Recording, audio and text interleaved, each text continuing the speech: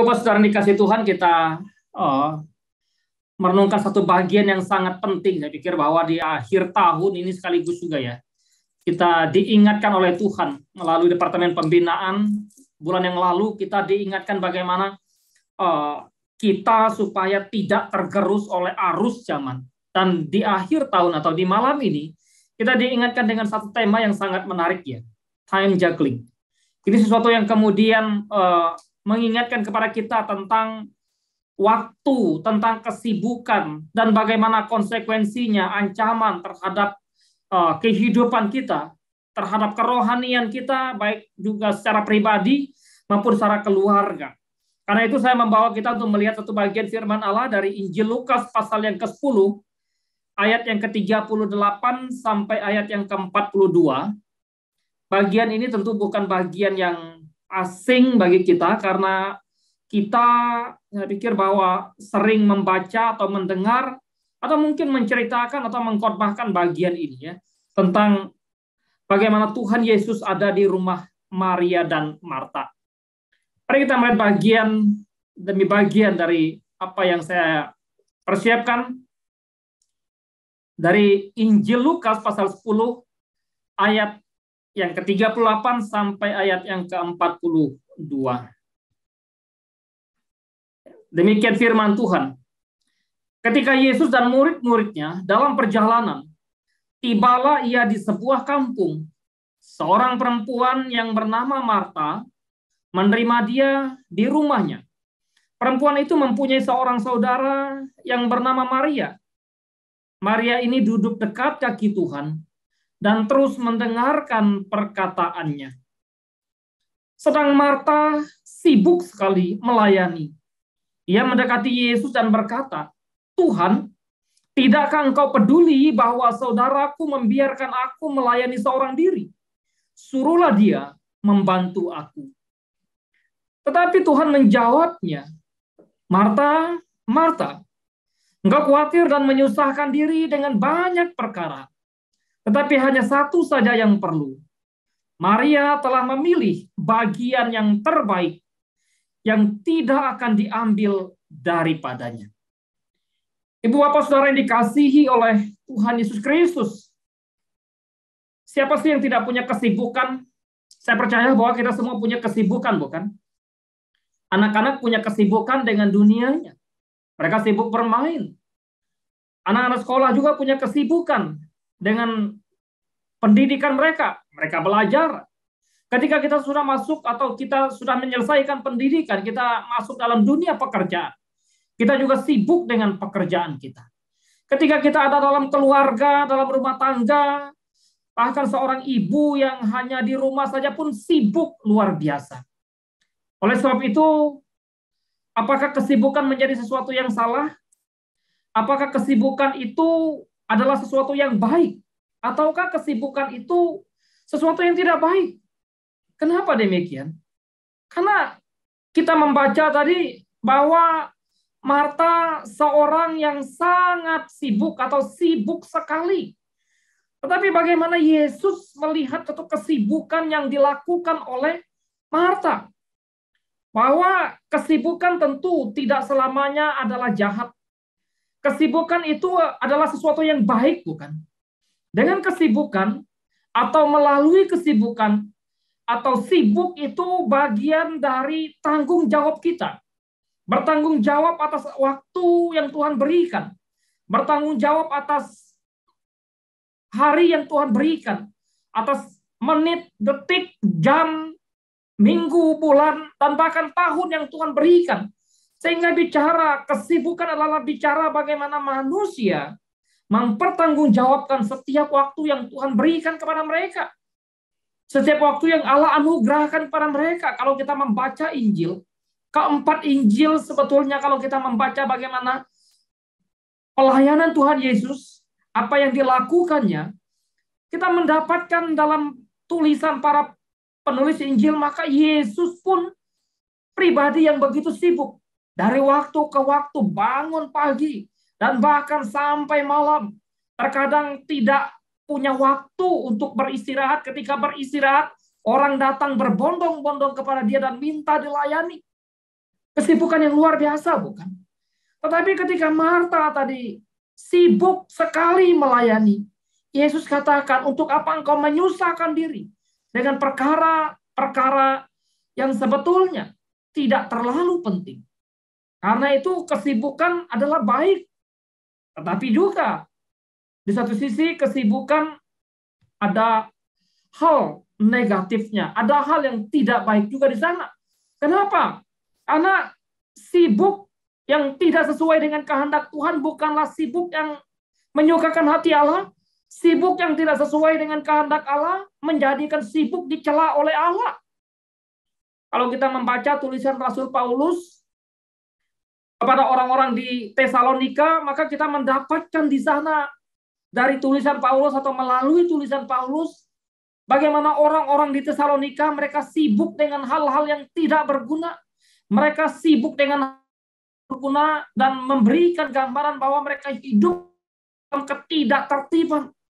Ya, pasal 3 ayat 11 Paulus berbicara, katakan ini karena kami mendengar bahwa ada orang yang tidak tertib hidupnya dan yang tidak bekerja, melainkan sibuk dengan hal-hal yang tidak berguna. Ternyata bukan hanya bekerja yang disebut, orang yang tidak bekerja pun adalah orang yang disebut sebagai yang sibuk. Karena itu Paulus mengingatkan bahwa mereka sibuk dengan hal-hal yang tidak berguna.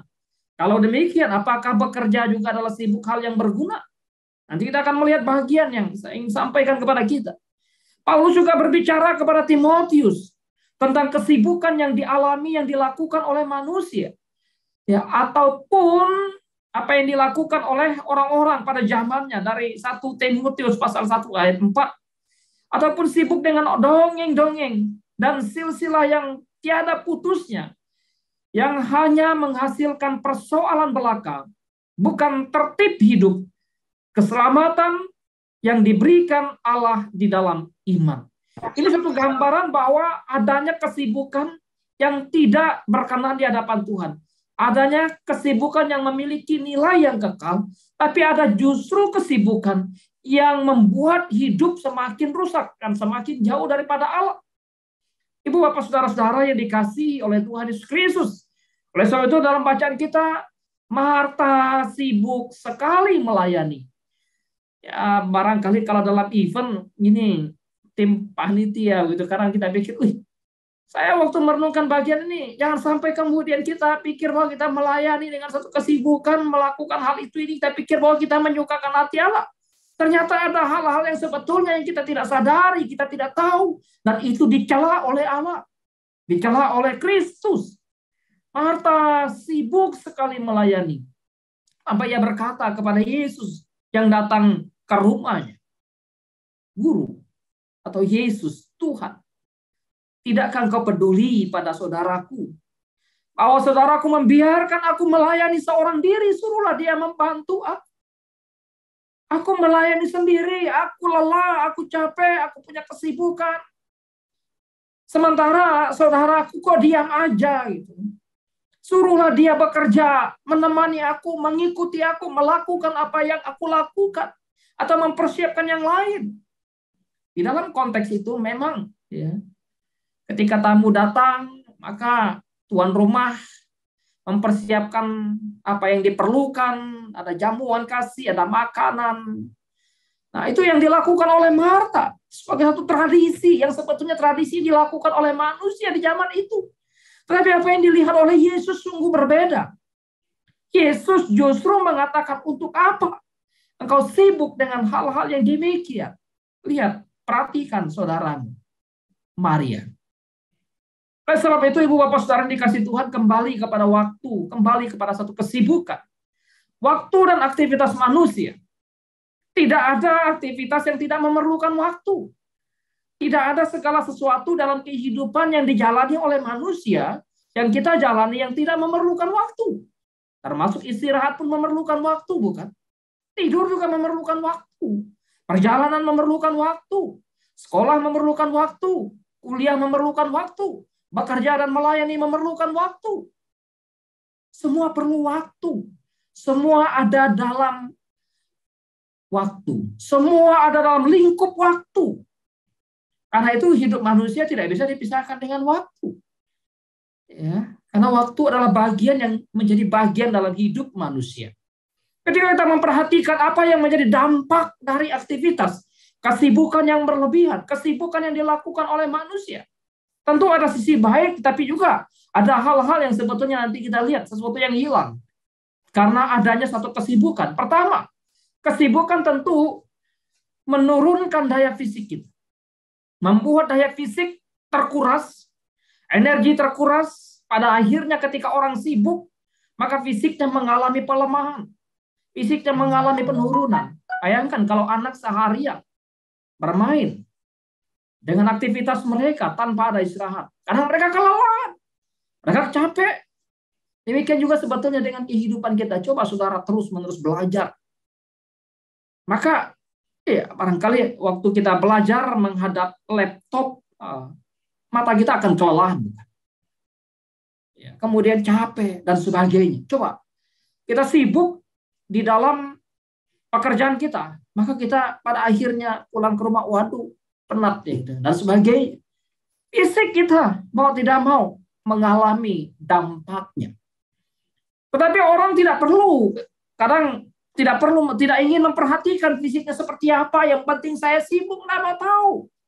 Yang penting saya sibuk, mau mengalami kelelahan seperti apapun. Yang penting kesibukan saya, pekerjaan saya, aktivitas saya berjalan. Karena itu ada orang yang kadang ya kalau bisa ditambah waktu, tambah waktu. Padahal semua orang diberi waktu sama gitu ya. Tidak ada yang lebih, tidak ada yang kurang. Baik orang percaya maupun orang tidak percaya. Semua diberi waktu yang sama oleh Tuhan. Adilnya Tuhan di dalam memberikan waktu pada manusia. Tidak ada yang lebih dan tidak ada yang kurang. Karena itu sebetulnya tidak ada yang merasa saya kekurangan waktu atau saya kelebihan waktu. Saya tidak punya waktu. Nggak ada. Yang ada adalah kita tidak mengatur waktu dengan baik. Nah, dampak yang kedua dari aktivitas, dari kesibukan kita, kenapa orang begitu sibuk? Karena karir. Orang ingin karir terus-menerus meningkat. Tidak ada yang salah dengan karir yang terus meningkat. Tetapi orang demi karir, demi pekerjaan, maka orang terkadang tidak mau tahu waktunya sampai kapan, dari pagi subuh bangun, ya persiapkan segala sesuatu, berangkat dan nanti pulang malam mungkin subuh lagi gitu ya. Demi apa? Demi pekerjaan, demi karir. Karena itu orang rela sibuk. Kenapa? Wah, pekerjaan. Oh, ini kalau pekerjaan ini bagus sih kita menyelesaikan pekerjaan. Karena itu orang-orang tertentu ya, kalau udah jamnya selesai kerja, ya pekerjaan hari ini sudah sampai di situ, maka ada yang kemudian besok lanjut. Ada orang-orang tertentu atau budaya-budaya negara tertentu demikian. Tapi ada orang-orang tertentu enggak. Hantam. Mau sampai kapan? Ya. Terkadang karena karir ini pun, maka waktu untuk Tuhan pun sudah tidak ada. Kalau bicara fisikal, ya, orang sudah lelah, kadang berpikir lagi untuk beribadah, udah capek, udah lelah, fisik udah terkuras misalnya. Karir juga demikian. Kenapa orang rela sibuk demi karir? Karena hal berikut yang mengikutinya. Kesibukan membawa dampak apa? Impact apa? Finansial. Siapa sih yang tidak suka itu kan? Itulah yang dicari dunia. Dunia mencari finansial, uang dan uang.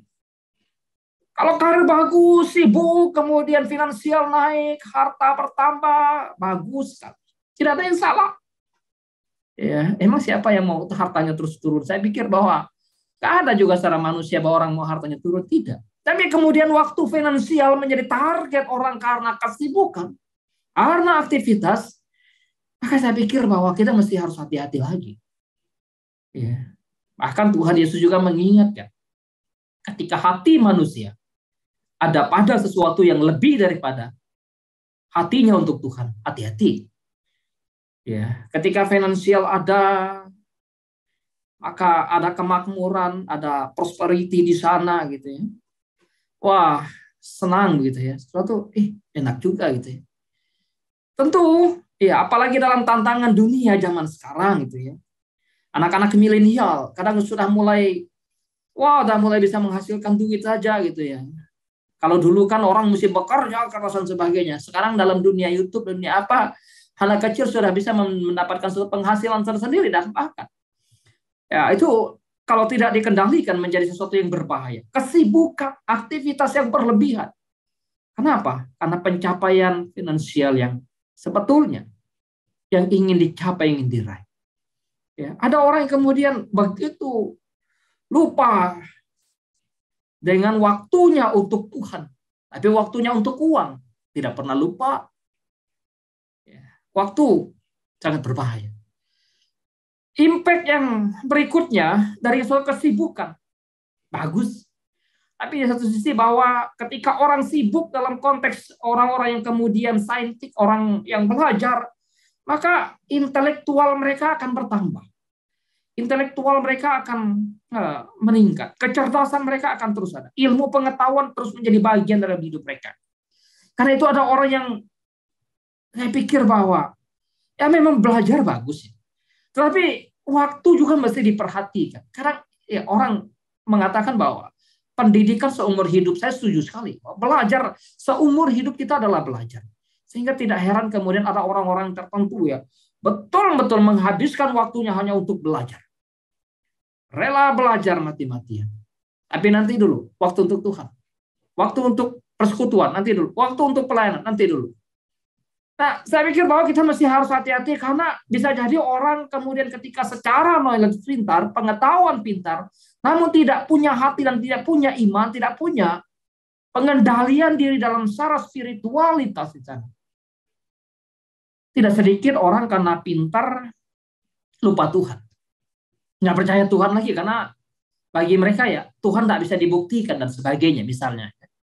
Karena itu kita tentu tidak anti dengan semuanya ini. Justru bagus karena Tuhan berikan kesempatan, silakan. Tapi hati-hati. Kesibukan, aktivitas bisa menjadi sesuatu yang berbahaya. Kenapa? Nanti lihat. Sosial. Ketika orang sibuk, orang kemudian menghabiskan waktunya baik dengan karir, dengan kemudian mencari finansial dan juga terus belajar. Terkadang kesibukan-kesibukan demikian membuat orang lupa sosialnya. Apalagi zaman sekarang, social distancing. Padahal ketika bicara kehidupan manusia, dia tidak bisa dilepaskan dari sosial. Karena kesibukan, maka sosial satu dengan yang lain bisa terlupakan. Kalaupun dia bisa berjumpa, bertemu satu dengan yang lain, tidak lebih dan tidak kurang dalam konteks bisnis, tidak lebih dan tidak kurang misalnya saja dalam konteks transaksi itu ini. Tidak lebih dan tidak kurang karena belajar itu dan ini. Orang yang punya kesibukan dan aktivitas yang berlebihan, kadang juga sosial ini bicara tentang bagaimana kehidupan di rumah. Ya, sehingga tidak heran ada orang-orang tertentu yang karena kesibukan pekerjaan, kesibukan bahkan pelayanan, sampai keluarganya pun berantakan. Misalnya, sampai keluarganya pun tidak diurus. Dulu saya punya salah seorang rekan sepelayanan. Waktu saya masih pelayanan di Kalimantan Tengah, salah seorang mentor pelayanan kami memang sangat sibuk sekali. Ya, pimpinan kami. Bahkan waktu istrinya lahiran, kemudian ya udah pelayanan padat sekali sampai pada kemudian anaknya mulai besar, dia jarang di rumah karena pelayanan. Lalu anaknya mulai bisa bicara. Siapa? Bagaimana anaknya memanggil dia? Bukan manggil papa, manggil om pada papanya. Waduh, kami kaget ya.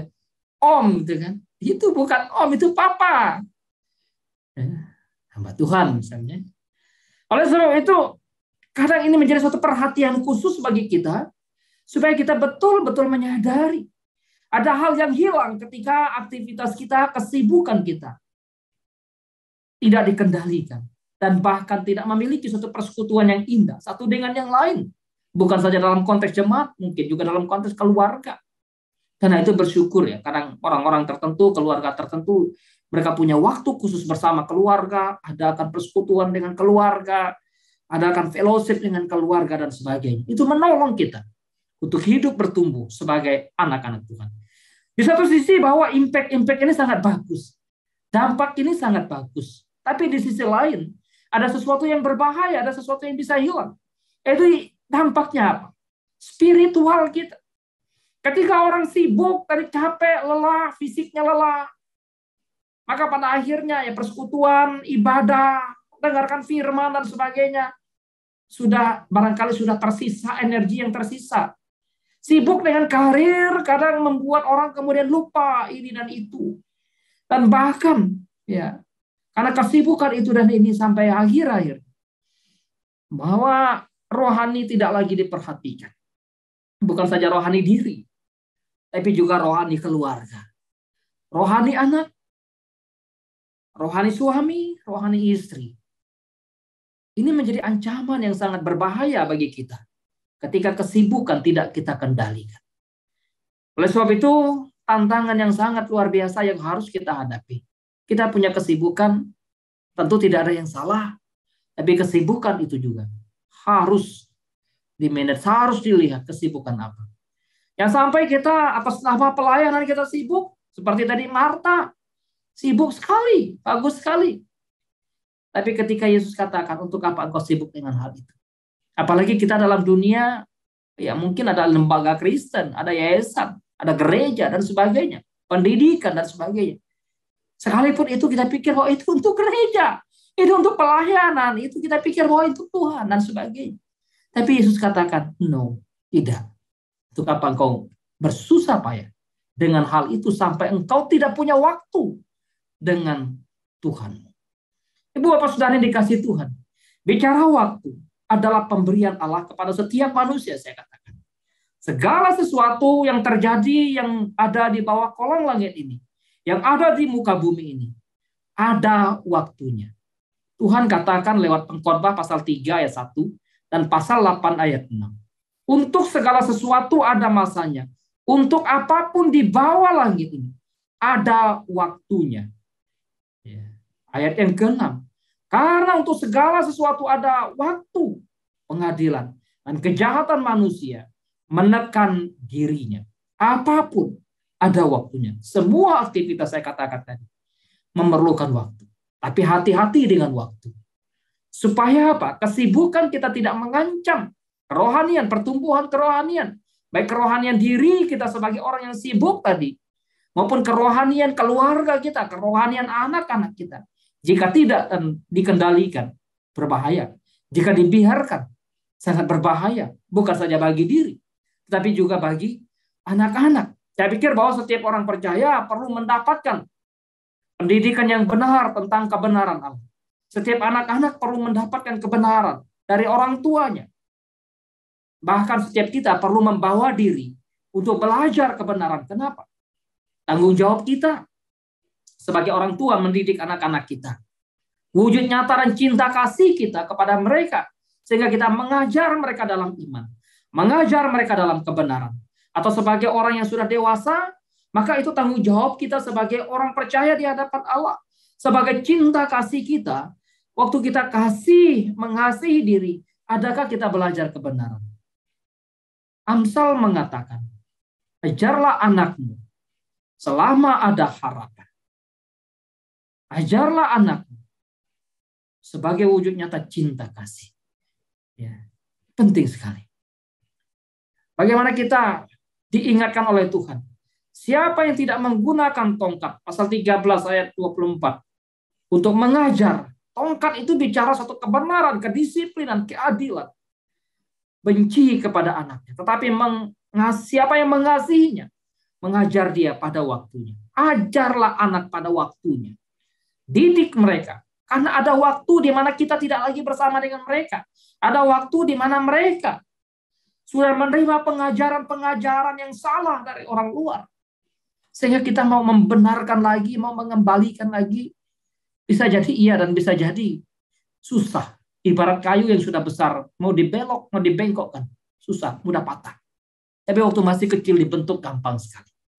Selama masih ada harapan, berikan pengajaran kebenaran. Selama masih ada harapan, selama masih ada waktu, selama masih ada kesempatan, yuk mari kita belajar kebenaran firman.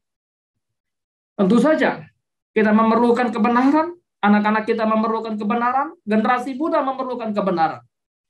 Supaya kita sebagai orang dewasa, dan supaya anak-anak kita tidak tersesat dan menyimpang dari satu kebenaran Allah. Kita ingin mereka hidup benar di hadapan Tuhan, bukan waktu kita ingin anak kita dewasa, mereka hidup dalam satu kebenaran, hidup dalam cinta kasih, hidup dalam satu kejujuran, hidup dalam nilai-nilai Kristiani yang benar. Tapi ketika mereka masih kecil, kita tidak menginvestasi waktu kita untuk mendidik mereka. Berbahaya bukan?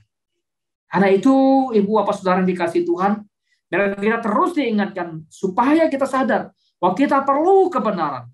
Anak-anak kita perlu diajar kebenaran. Ya, karena kebenaran itu adalah tongkat yang mengusir kebodohan. Karena itu tanamkan iman yang benar, ajarkan iman yang benar. Supaya apa? Supaya kebodohan tidak melekat pada hati mereka. Kebodohan bukan bicara soal tidak baca tulis ya, tapi kebodohan dalam pengertian Alkitab adalah ketidaktaatan kepada kebenaran Allah. Ketidakcintaan kepada Kristus Yesus Tuhan. Ya. Tidak melakukan apa yang menjadi kehendak Allah. Tidak hidup dalam kesetiaan kepada Tuhan. Itulah gambaran kebodohan orang bebal gitu ya. Oleh sebab itu biarlah kita diingatkan oleh Tuhan. Bagaimana hidup kita saat ini.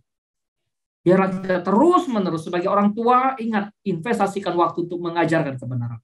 Dengan mengajarkan kebenaran, dengan mendidik mereka dalam iman yang benar. Dan kita sebagai orang dewasa, ketika kita belajar juga, ingat, menyelamatkan nyawa mereka dari kematian.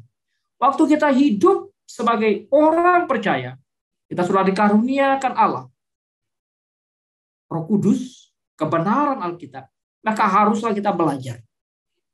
Ya. Ketika orang tidak lagi menyukai satu pembelajaran, ingat dalam konteks Amsal pasal sebetulnya pasal 23 ayat 13 ayat 14 bahwa orang tua yang mengajarkan kebenaran kepada anak-anak mereka akan membawa mereka kepada satu keselamatan atau menyelamatkan mereka, nyawa mereka dari kematian. Kenapa? Karena kebenaranlah yang menghidupkan. Banyak orang berpikir ya tadi menghabiskan waktunya untuk mencari uang supaya nanti anak cucunya bisa dapat warisan yang begitu banyak. Pada akhirnya kemudian orang bisa berantem. Tapi ketika mengajarkan kebenaran, kejujuran, ketekunan, cinta Tuhan, itulah yang menjadi modal bagi hidup mereka. Keselamatan mereka. Kecintaan mereka kepada Tuhan. Anak-anak yang dididik dalam kebenaran akan menjadikan hidup orang tuanya tentram dan cinta. Kemudian sukacita. Ya, kita bersukacita, kita bergembira, kita akan merasa tentram, aman, tenang, gembira, dan bahkan hati kita limpah dengan syukur ketika kita melihat wah anak-anakku, cucu-cucuku, dan sebagainya, generasi-generasi muda yang luar biasa hidup dalam takut akan Tuhan. Ketimbang ketika mereka hidupnya porak-poranda, amburadul, tidak tahu, tawuran dan sebagainya, melakukan dosa dan ini pada akhirnya orang tua akan waduh sesak gitu ya. Oleh sebab itu ibu bapak yang dikasihi oleh Tuhan, ingat waktu yang Tuhan berikan terbatas. Waktu punya limit. Kita diberikan waktu, kita tidak tahu sampai kapan. Yang jelas bahwa waktu kita dalam dunia ini akan berakhir. Demikian juga fase-fase pertumbuhan anak untuk dididik, dibentuk seturut dengan kehendak Tuhan pada akhirnya. Juga kita tidak lagi bersama dengan mereka. Ketika waktu berakhir, dan bila kesempatan sudah tidak ada, maka apa yang tersisa? Sebuah penyesalan. Menyesal. Karena itu selagi masih siang, selagi ada kesempatan, dalam Injil Yohanes pasal 9 ayat yang keempat, dikatakan di sana, kita harus mengerjakan pekerjaan Dia yang mengutus aku, kata Tuhan Yesus. Selama masih siang, akan datang malam di mana tidak ada seorang pun yang dapat bekerja. Selagi ada waktu, kesempatan Tuhan anugerahkan. Yuk, mari, karena akan berakhir waktunya. Tidak ada lagi kesempatan. Karena itu tindakan apa yang harus dilakukan oleh kita dalam mengatasi kesibukan sehingga tidak menjadi ancaman yang membahayakan bukan saja pertumbuhan tetapi mematikan kerohanian sebetulnya. Menjadi rohani, menjadikan kerohanian kita layaknya bonsai ya, yang kerdil. Maka kembali kepada bacaan kita, mampu melihat bahwa persekutuan dengan Tuhan adalah satu kebutuhan. Itulah yang dialami oleh Maria. Itulah yang dilakukan oleh Maria, duduk dekat kaki Yesus, mendengarkan Yesus berbicara, mendengarkan firman. Sehingga Maria melihat bahwa kebutuhan yang diperlukan bukanlah sekedar kebutuhan memberi Yesus makan, menjamu Yesus yang hadir pada waktu itu. Tapi dia justru melihat Yesuslah penjamu hidupnya. Dialah yang harus mendapatkan suatu kebutuhan yang sejati dari kehadiran Kristus yang datang ke rumahnya. Oleh sebab itu, sebagai orang tua, mestinya kita hidup dalam persekutuan dulu. Hidup dalam cinta kasih. Hidup dalam relasi yang indah dengan Tuhan. Karena itu ketika kesibukan ada tadi itu bisa menyita waktu kita. Untuk kita malas-malasan hidup persekutuan dengan Tuhan. Karena lelah tadi. Karena orientasi kita berubah dan sebagainya. Tapi ingat juga bahwa hal yang perlu diperhatikan. Kita ingin pertumbuhan kerohanian generasi muda. Tapi kita yang tua tidak memberikan keteladanan iman yang benar bagi mereka. Kita ingin anak-anak kita hidup dalam pertumbuhan iman yang sehat, yang baik. Melayani Tuhan dan cinta Tuhan. Tapi kita tidak pernah menjadi figur, role model bagi mereka. Dalam hidup keberimanan. Barangkali kita sibuk dengan kerohanian, dengan aktivitas rohani, gerejawi, pelayanan, sosial. Bisa jadi itu hanyalah sebuah aktivitas. Pekerjaan, hari-hari yang memang kita berikan, kita lakukan. Hanya untuk mengisi waktu kita. Tetapi tanpa spiritual yang bertumbuh yang kita alami di sana. Bahaya sekali. Nah, pada akhirnya, supaya hidup kerohanian tidak terancam oleh karena kesibukan kita. Yuk, siapkan waktu khusus. Investasikan waktu khusus. Bersama dengan orang-orang di sekitar kita. Mungkin dalam kantor, kalau ada persekutuan kantor. Mungkin dengan keluarga. Ketika ada keluarga bersama dengan keluarga. Tapi juga ketika dalam kesendirian, siapkan. Jangan sampai kita kehilangan momen yang penting. Dan biarlah Tuhan menolong kita, Tuhan memberkati kita. Pergunakanlah waktu yang ada. Hari-hari ini adalah jahat, kata Paulus kepada jemaat di Efesus. Efesus pasal 5 ayat 16. Hari-hari ini adalah jahat. Pergunakanlah waktu yang ada. Kejahatan mengancam anak-anak kita, mengancam generasi muda, mengancam cucu kita. Karena itu pergunakan waktu untuk mendidik mereka. Jangan hanya sekadar pergunakan waktu untuk kesibukan-kesibukan yang sebetulnya tidak terlalu penting. Tapi kesibukan kita mestinya kita arahkan kepada hal yang penting. Kolose pasal yang keempat ayat yang kelima, Paulus juga berkata sebetulnya di sana. Hiduplah dengan penuh hikmat, dengan penuh bijaksana terhadap orang-orang luar. Pergunakanlah waktu yang ada. Biarlah setiap kita juga hidup bijaksana. Karena kita tidak bisa lepas berinteraksi dengan orang-orang luar. Tapi kita perlu bijaksana. Inilah hidup kita yang kita persembahkan kepada Tuhan. Inilah tanggung jawab kita. Sebagai orang tua, baik bagi anak-anak, atau sebagai orang tua, sebagai mentor, sebagai orang yang dituakan, sehingga generasi-generasi muda melihat bagaimana keteladanan iman yang dinyatakan dalam kehidupan kita, dan nama Tuhan dipermuliakan. Tuhan menolong, Tuhan memberkati kita. Mari kita tundukkan kepala, kita berdoa untuk firman Tuhan.